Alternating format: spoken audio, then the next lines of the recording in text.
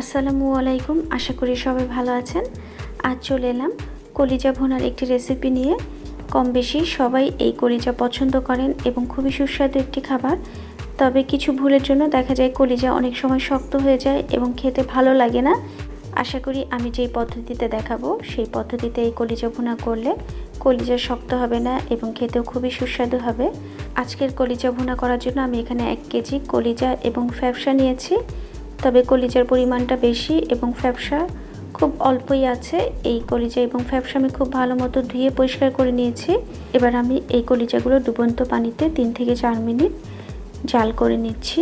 এই কলিজাগুলো পরিষ্কার করার কিন্তু আরেকটি নিয়ম আছে, সেটা হচ্ছে ভিনেগার অথবা দুধের মধ্যে 20 থেকে 25 মিনিট ভিজিয়ে রাখা। তবে সেটা আমার কাছে একটু ঝামেলার মনে হয়, এই কারণে আমি এভাবে সিদ্ধ করে নিয়েছি। এবার কলিজাগুলো আমি পানি ঝরিয়ে নিচ্ছি। কলিজাগুলো হালকা গরম থাকা অবস্থায় আমি এই উপরে যে একটা পাতলা আবরণ আছে সেই আবরণটা তুলে নিচ্ছি।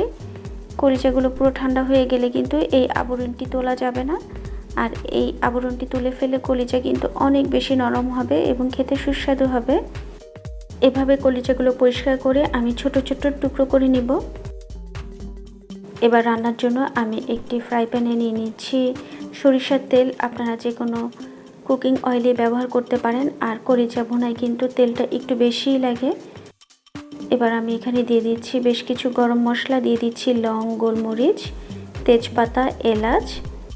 এবার দিয়ে দিচ্ছি পেঁয়াজ। আমি এখানে হাফ কাপ পরিমাণের পেঁয়াজের কিছুটা বেশি দিয়েছি। এবার পেঁয়াজগুলো এই তেলের মধ্যে সামান্য ভেজে নিচ্ছি।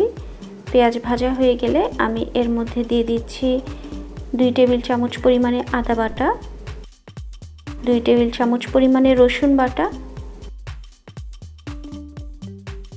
দিয়ে দিচ্ছি হলুদ। এখানে 1 চামচের কিছুটা কম হলুদ দিয়েছি। মরিচ গুঁড়ো দিয়ে দিচ্ছি, ঝালটা অবশ্যই পছন্দ মতো। দিয়ে দিচ্ছি 2 চামচ ধনিয়া গুঁড়ো, 2 চামচ জিরে গুঁড়ো। এবার সামান্য পানি দিয়ে আমি মশলাগুলো খুব ভালো মতো কষিয়ে নিচ্ছি। যে কোনো রান্নায় মশলা খুব ভালো মতো কষাতে হয়, আদারওয়াইজ মশলার কাঁচা গন্ধটা রয়ে যায় এবং খেতে ভালো লাগে না। কিছুটা লবণও অ্যাড করে দিচ্ছি। মশলাগুলো আমার খুব ভালো মতো কষানো হয়ে গেছে। এবার মশলার মধ্যে অ্যাড করে দিচ্ছি কলিজা। আমি কলিজাগুলো খুব ছোট ছোট টুকরো করে নিয়েছি।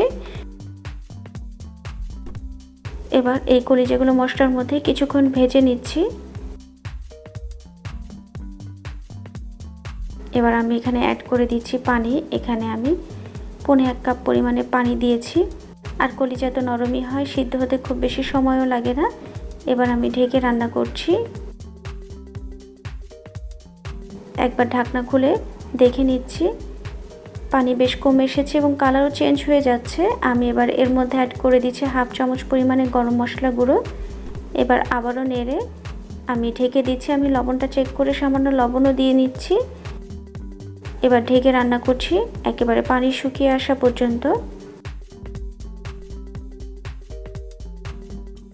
এই কলিজা হতে আমার টোটাল সময় লেগেছে 30 মিনিটের মতো। কলিজার পানি অনেকটাই কমে এসেছে, তবে আমার রান্না এখনও কিছু বাকি আছে। এবার আমি অ্যাড করে দিচ্ছি 1 চামচ পরিমাণে ভাজা জিরের গুঁড়ো এবং পেঁয়াজ। এখানে আমি আধা কাপের বেশি পরিমাণে পেঁয়াজ দিয়েছি এবং পেঁয়াজগুলো একটু মোটা করেই কেটেছি। এবার দিয়ে দিচ্ছি বেশ কিছু কাঁচামরিচ। কাঁচামরিচটা জাস্ট ফ্লেভারের জন্য দিয়েছি। এবার আমি নেড়েচেড়ে খুব ভালো মতো মিশিয়ে নিচ্ছি সব কিছু। এই পেঁয়াজ কিন্তু একেবারে কাঁচা থাকবে না, আরও কিছুক্ষণ রান্না করতে হবে, তখন একেবারে পেঁয়াজগুলো সিদ্ধ হয়ে যাবে এবং খেতে খুবই সুস্বাদু হবে। এবার আমি আবারও ঢেকে রান্না করছি 7 থেকে 8 মিনিটের মতো। কলিজাগুলো একেবারে রেডি হয়ে গেছে, একেবারে তেলও উপরে উঠে এসেছে এবং পেঁয়াজগুলো খুব সুন্দর সিদ্ধ হয়েছে এবং গ্রেভিটাও খুবই ভালো হয়েছে। এই কলিজা ভুনা ভাত, রুটি, খিচুড়ি কিংবা পোলাও যে কোনো কিছুতে খেতে খুবই ভালো লাগে। আশা করি আপনারাও এই স্টাইলে করে দেখতে পারেন, ভালো লাগবে। আর এতক্ষণ আমার সঙ্গে থাকার জন্য ধন্যবাদ সবাইকে। নিজের যত্ন নিন, পরিবারেরও যত্ন নিন। ভালো থাকবেন সবাই। আল্লাহ হাফেজ।